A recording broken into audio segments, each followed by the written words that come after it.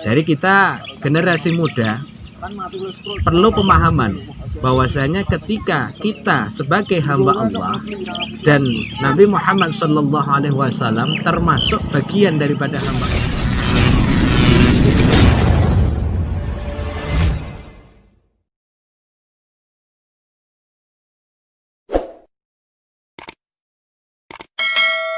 Assalamualaikum warahmatullahi wabarakatuh. Waalaikumsalam warahmatullahi wabarakatuh. Bismillah, alhamdulillah, salatu wassalamu ala rasulillah wa nabiyillah sayyidina wa habibina Muhammad ibn Abdillah la nabiyya ba'dah wa ala alihi wa sahbihi wa mawalah amma ba'd. Sahabat-sahabati yang mana saya banggakan dan juga saya cintai, di era milenial ini marilah kita sedikit flashback bagaimana cara kita itu mengulas apa itu sholawat, bagaimana cara kita itu etika bersolawat, dan apa dasar kita itu bersolawat. Pada dasarnya secara ta'rifiyah ataupun definisi dari sholawat itu sendiri adalah ada 3 kriteria sesuai argumen yang kita ambil dari firman Allah, innallaha wa malaikatahu yusholluna 'alan nabi ya ayyuhalladzina amanu shollu 'alaihi wa sallimu taslima. Dari ayat tersebut kita bisa mengurai 3 takrif atau 3 definisi dari sholawat.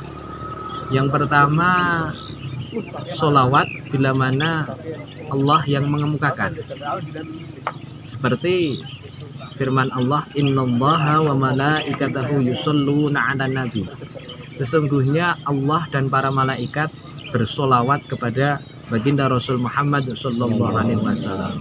Secara tarik garis besar aja, bahwasanya solawat bila mana minallah, dari Allah Subhanahu Wa Taala, bimaknal maghfirah, yang artinya adalah sebuah ampunan. Ketika Allah bersolawat kepada baginda Rasul Muhammad Sallallahu Alaihi Wasallam, sama halnya Allah memberikan maghfirah ataupun ampunan kepada baginda Rasul Muhammad Sallallahu Alaihi Wasallam.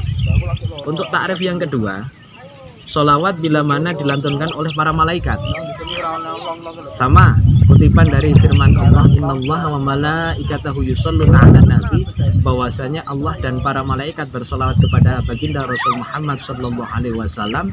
Secara tarik garis besar, bahwasanya ketika seorang malaikat bersolawat kepada baginda Rasul Muhammad Sallallahu Alaihi Wasallam, sama halnya bimaknal istighfar, yang secara artikulasinya para malaikat meminta ampun kepada baginda Rasul Muhammad Sallallahu Alaihi Wasallam.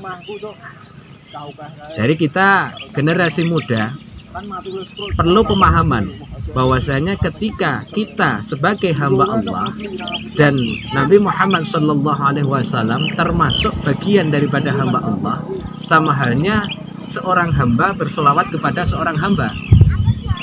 Tarik garis besarnya, bahwasanya ketika ada seorang hamba bersolawat kepada seorang hamba Allah juga, artikulasinya adalah ad-du'a, yang secara takrif usulul fiqhiynya adalah tolabul fi'li minal adna ilal a'la, yang artinya apa?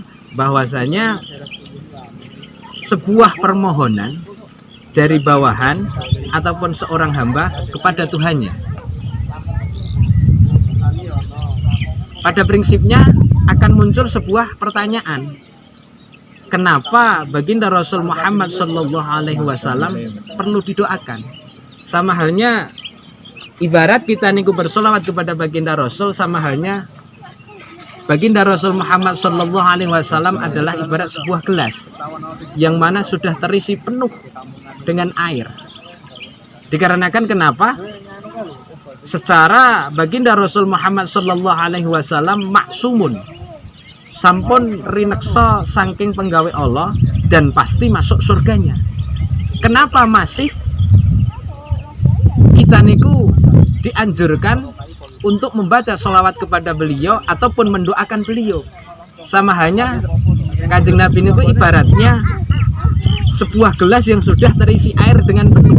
Ketika kita niku bersolawat kepada baginda Rasul Muhammad Sallallahu Alaihi Wasallam, sama halnya kita niku menuang air dalam gelas yang sudah terisi penuh, yang pada akhirnya secara otomatis, secara logika, ketika ada sebuah gelas yang diisi air, ketika ada sebuah gelas yang penuh terisi air, kok diisi air, pasti akan tumpah. Lah harapannya apa? Du'aun ilan nabi wa sholawatun ilan nabi, niku